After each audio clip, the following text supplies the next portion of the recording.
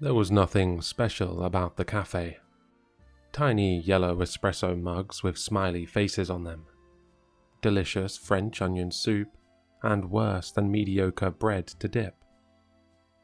An overhang outside with rusty tables and wobbly chairs. A perfect place to watch passers-by suffering through one of the several brief downpours that seemed to afflict Paris at random intervals during every April afternoon. No, nothing special at all about the cafe. Nothing, except her. Helen. Her arms were speckled in tattoos that her face looked entirely too wholesome for. Her eyes, green, almost the same circumference as the espresso mug she sipped slowly from, as she sat, cross-legged, on the wobbly chair outside. But she didn't watch the people, and they weren't caught in a downpour. She just sat, immersed in a novel, McEwen's latest, and looked beautiful. I don't like to bother beautiful women in public, but this time, I simply had to. I haven't read him in a while, I say, stepping out of the cafe, holding an Americano in a to-go cup. I am American, after all, and though I'd been in Europe for a while, I'd never understood the appeal of paying my hard-inherited money for a mere tablespoon of ultra coffee. Is that one any good? Helen glanced up skeptically, a bit annoyed, as if she'd already been approached by 5 other men walking out that very cafe. But she must have liked what she saw, because her gaze softened, and she said, "He is brilliant." Would you think me uncultured if I told you I liked Atonement better as a film? I asked, pulling out the seat across from her. Well, that was all it took. We were off to the races, Helen and I. We talked about everything from the Cement Garden, his creepy incestuous debut novel, to Nutshell, the wife kills husband drama told from the perspective of the unborn child inside her. And of course, she told me I was wrong, dead wrong about Atonement. Say what you will about McEwen, but you'll always have something to say. Eventually, casually, I asked her where she worked. "You might think it's weird," she said, her accent light and airy. Weirder than Nutshell? I laughed. "That's fair," she sighed, then leaned forward. "I work down in the catacombs. I guide tours and keep things clean. Hang out with all my friends down there." She said this last with a faux spooky waggle of her fingers. I raised my eyebrows in feigned surprise. The catacombs? Wow, I wouldn't have guessed that. But, in truth, I wouldn't have had to guess, because I already knew. It was the whole reason I approached Helen that day. Like I said, I simply had to talk to her. I should back up. It might come as a surprise given my affection for Brit Lit, and my apartment near the Place de la Bastille, but I was born and bred in West Virginia. West Virginia, in fact. The part of the state all the other West Virginians spit at through their remaining teeth. I didn't like much about the place, as you can surely tell. But I did like the Abadon Acres, the family home. Abadon Acres began humbly, But it didn't end up that way. Generation after generation of my forebears added their own unique flair. Spare rooms, additions, annexes piled on until the place resembled nothing so much as a sprawling spiderweb. And over time, we Abadons grew rich. Very rich. Abadon men were buried in a massive mausoleum out back. The women were buried out in the woods. It was the mausoleum that all my pals from school found so fascinating, then disturbing when they came to visit the acres. As for me, I didn't find it either. It was just another part of home. Going inside was strictly forbidden to all except the Abadon family patriarch, my father. Naturally, I did steal the keys and snoop around in there a few times, eventually deciding that the thrill wasn't worth the risk. It truly was nothing but dusty old tombs. And, as childhood waned and the hormone-fueled sun of puberty rose in the east, I found other pursuits more worthy of exploration. And so, through sun and snow, the mausoleum stood proudly, untouched. But then my father died. Cirrhosis of the liver. A disease I, having begun drinking young and hard, was surely on my own path to. My mother was beside herself. Abadon women are not what you'd call self-sufficient. She cleaned the same things every day, for hours at a time, whether they needed it or not. She did what she knew how to do, and she detested drink. Any liquor spotted in the house would instantly be dumped and earn its owner a vicious slap upside the head.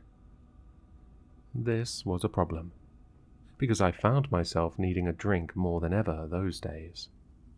I was the new man of the house, after all. The new Abadon patriarch. This, truth be told, is what brought me back within those musty Mausoleum walls. I needed a place to stash my scotch, and Mother could never go inside. Still, better safe than sorry. I searched high and low for the best place to hide my bottles. Perhaps behind the stone eagle perched atop the tomb of great-great-uncle Josiah. No, wait, what's this? A loose brick in the floor. Another. A whole section of floor practically falling apart. It hadn't been like this before, had it?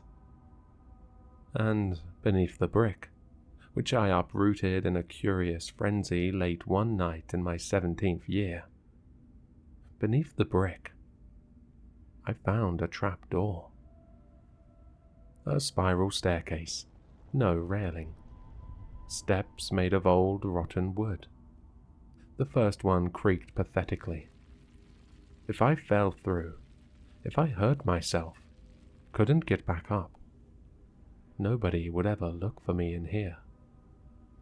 And yet, down I went. Halfway down, my flashlight flickered. How long had it been since these batteries had been changed? I knew I'd never done it. Stupid. I continued on. When I reached the bottom, only a couple dozen steps later, though I took each one with great care, my light extinguished completely. I smacked it against my palm, which for some reason always feels like it should work, but never does. Nothing. Just perfect. And what was that? A voice, whispering, barely there. My name.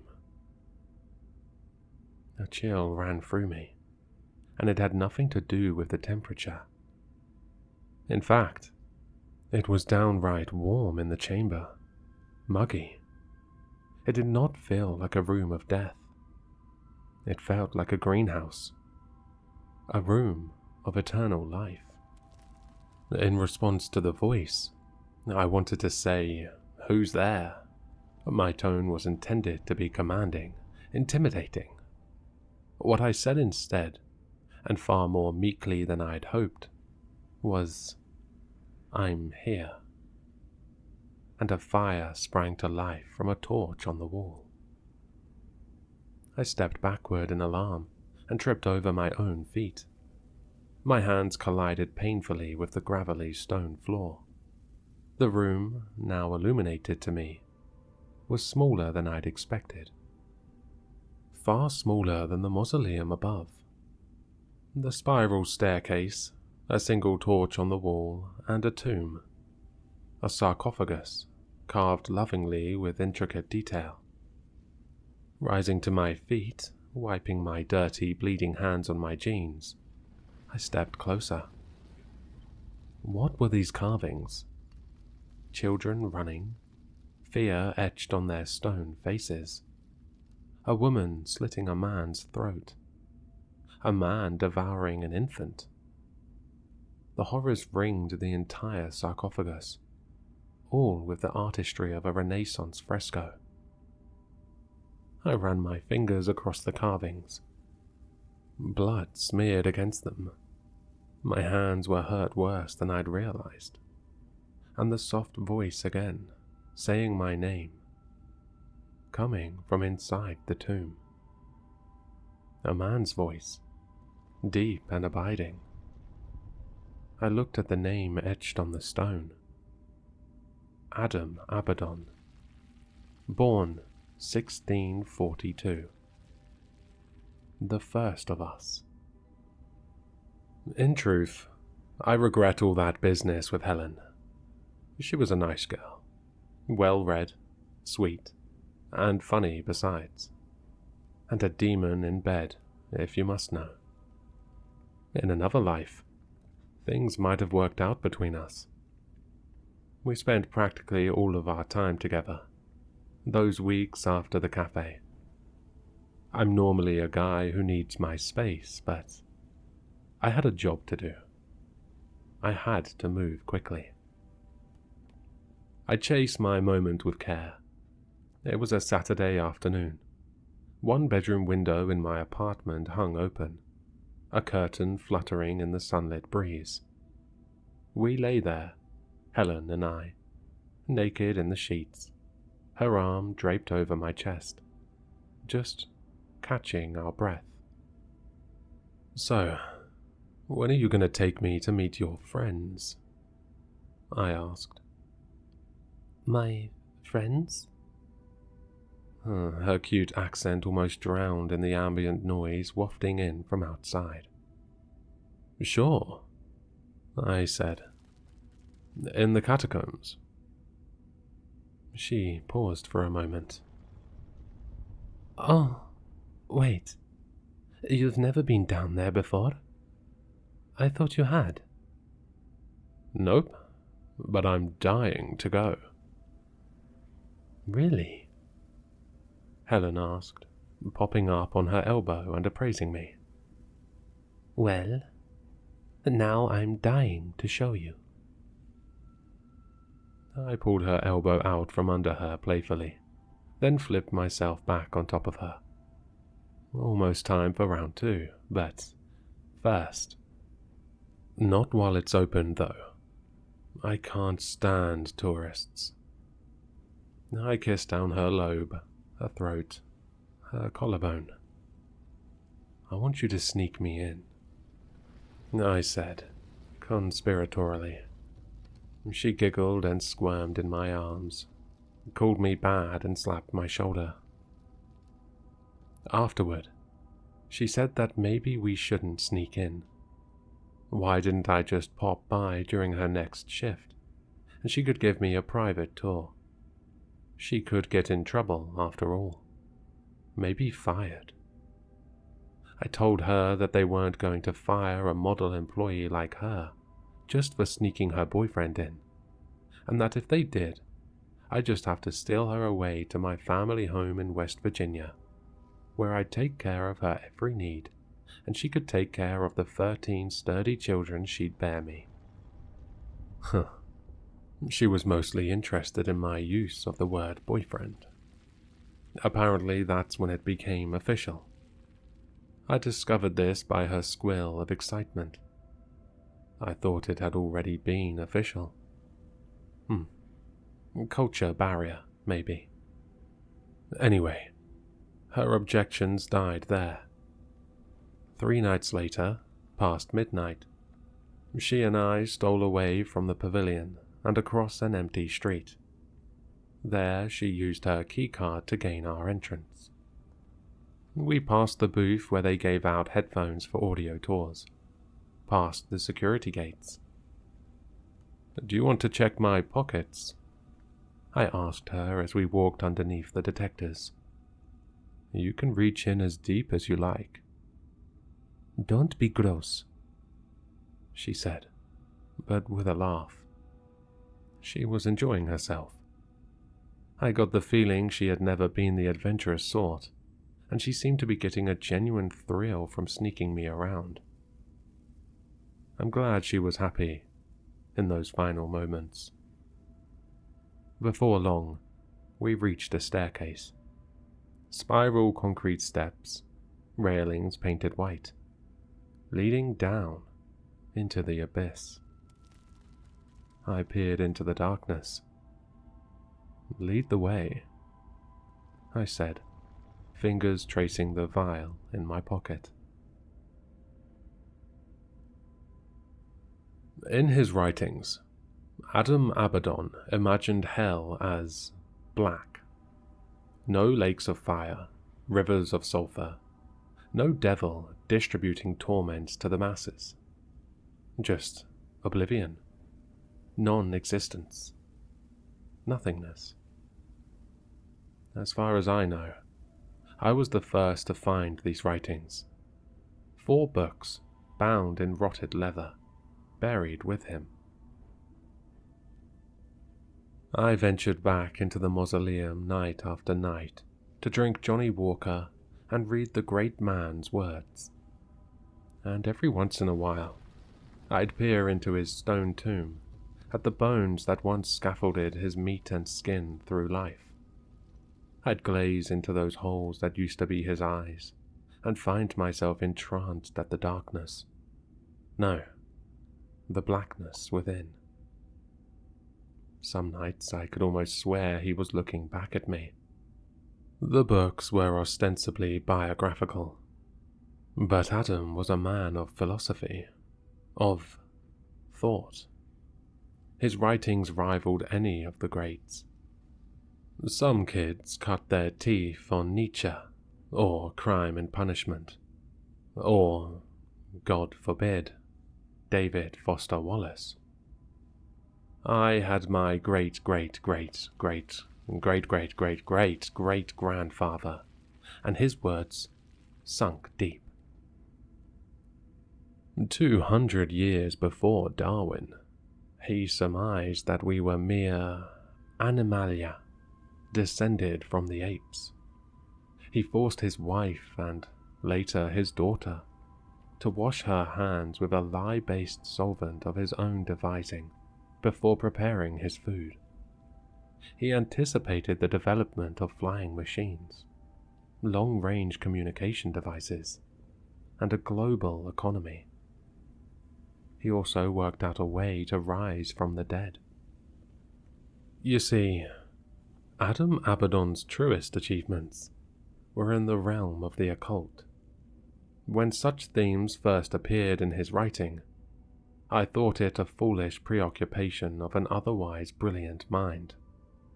Newton himself squandered countless hours and brain cells on alchemy and superstition.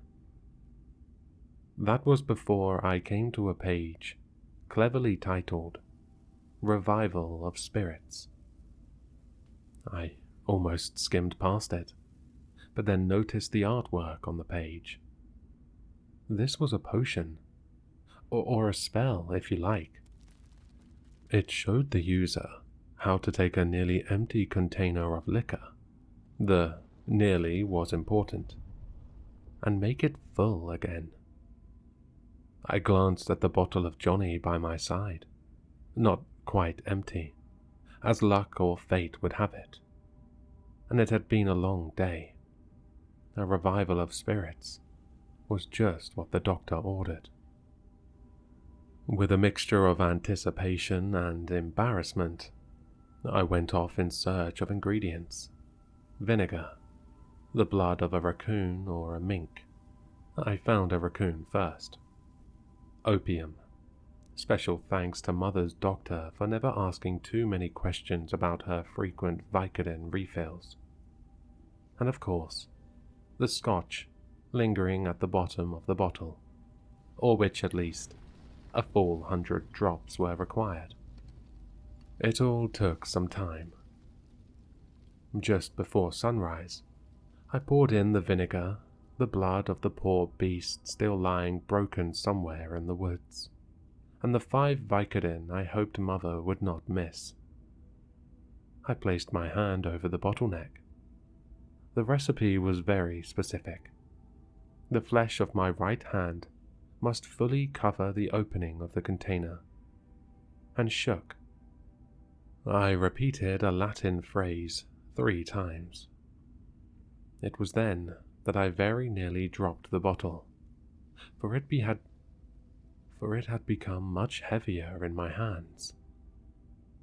In shock, I peered inside.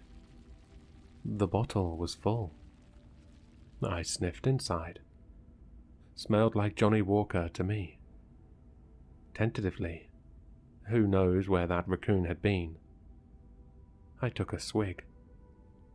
Yep, Johnny Walker Black, through and through. Good Lord. No, I thought. Good Adam. I've never paid for another drop since. Down and down we went, Helen and I. 130 spiraling steps, a 5-story building beneath the earth, in the dead of night. All to grant great Adam's final plea. Oh, carry mine bones nearer hell. Once more I fingered the vial in my pocket. The crushed powdered bones of Adam Abadon. That part had been easy. 400-year-old skeletons are not made of stern stuff. Getting it through airport security had been more stressful. I was fully prepared to say the vial was full of drugs.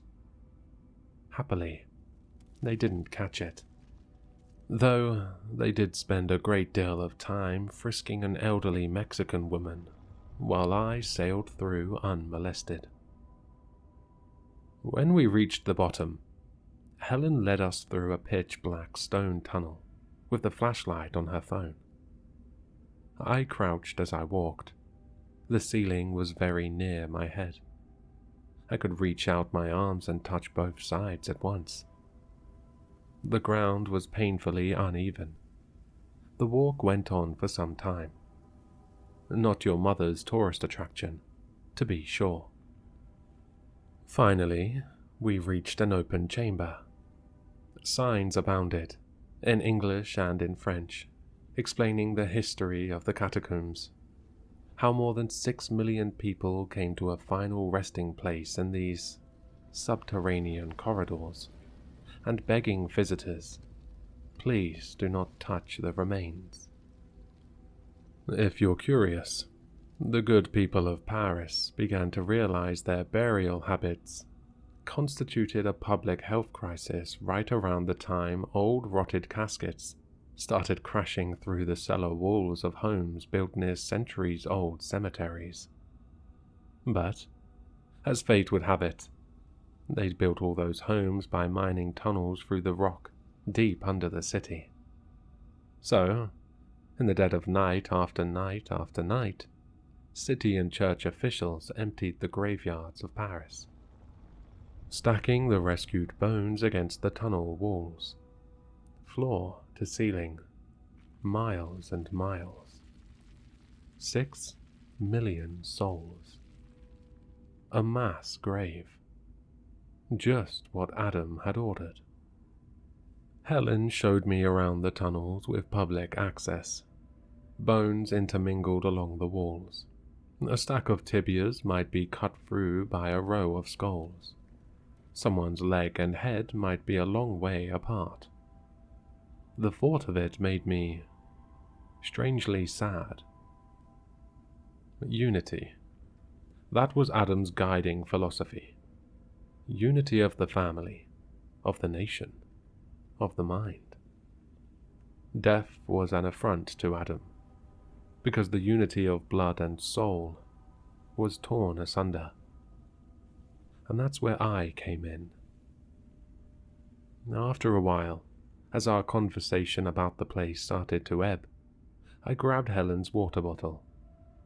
I filled it just before we descended. You know what would make this more fun? I asked, pulling out the vial of pale powder. You've got to be kidding, she said, watching me dump the stuff inside. I screwed the lid back on and shook the bottle with a grin on my face. What's the matter? I asked, teasingly. Never gotten high in a room full of dead people before? I pressed the bottle to my lips and pretended to drink. It had to hit her before it hit me. That was crucial.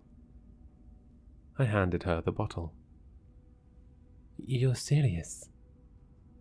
She asked. I nodded. It won't last long, I assured her. Come on, it'll be fun. She shrugged, then chugged. More than I thought she'd drink. That was good. Ugh, she said, wiping her mouth. That tastes horrible. You'll forget all about the taste soon, I said. Let's sit down and wait for it. We found a wall of femurs, the sturdiest bones to rest upon. I ran my fingers over the damp stone floor. Give me a bit more, I said, reaching for the bottle. You drank more than I did. And this time, I did drink. An act of faith to rival any taken by Moses or Peter. Helen and I laced our fingers together and waited. After a while, she spoke. I feel weird. You're supposed to, I said, looking over at her. She coughed. Blood began to trickle from her nose. What's happening? She managed, coughing more fiercely and spraying more blood from both her mouth and nose. She clutched her stomach, fingers clawing as if trying to dig something out. Then she started to crawl on her hands and knees, blood dripping. She vomited fiercely. It'll be over soon, I muttered. Then I began to mutter other words. Secret words, from the Book of Adam. And before long, I felt the pain rise in my own midsection, the blood seep from my own nostrils. Helen was twitching violently on the stone floor, her body contorted, mouth foaming. She was still by the time I began coughing, but it was all happening too fast. I was coughing too hard. I wouldn't have time to finish the spell. Something primal in my body jerked me to my hands and knees, just as Helen had been. I gasped out the words as I expelled the lining of my stomach through my teeth. Blood splashed the bottom rows of femurs. My brain felt like it was blistering, popping, seeping. How could I have done this to sweet Helen? This was agony beyond imagining. And then it stopped. I don't know if Adam had somehow taken that cup from me, or if the pain receptors in my brain had simply given out. All I know is that I had just enough strength to say the final words before I died. All noise and movement ceased, and the tunnels were peaceful once more. Our bodies lay in crumpled heaps beside one another. The authorities would examine our stomachs, our vomit, and they would find a mixture of cyanide and ancient bones. A lover's pact, surely. It would be hushed up, cleaned up, reopened quickly and efficiently. The public could not be told how the sacredness of this place had been violated. And then the bones on the wall started to shake, almost imperceptibly, but resolutely, as some ancient power rose up from the depths, from the hell I'd carried Adam's bones nearer. There was a low rumble, and from underneath a wall of bones, Adam Abadon's body rose anew. "Thou hast done well," said a voice inside our head as we crawled out from the weight of the bones and stood, dusty femurs clattering at our naked feet. "Thank you, Adam," I thought in reply. We stretched our limbs, he for the first time in centuries. Silently, we removed the clothes from my old body, lying still in a gory puddle of its own sick. We put them on, each motion a sacred act. Adam had been, and now is once again, exactly my size. He looked down at the bodies for a time, at Helen, whose wide, still eyes stared emptily at a pile of bones, both of us grateful for what her sacrifice had made possible. I hadn't known what to expect, but to share a mind was easy, natural even. I reeled through the centuries, memories I'd never lived. A miracle. Finally, Adam lifted our eyes and turned our head toward the exit. "Let us depart," he said. And together, we began the climb upward into the starry Paris night.